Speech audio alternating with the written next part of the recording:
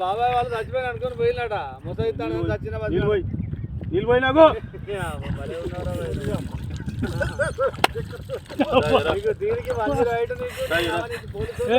ఎందుకు పన్న వాళ్ళ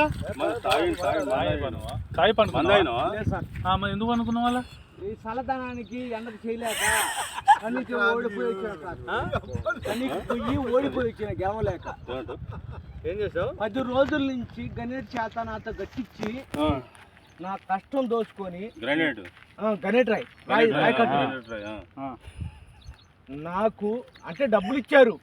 కానీ శ్రమ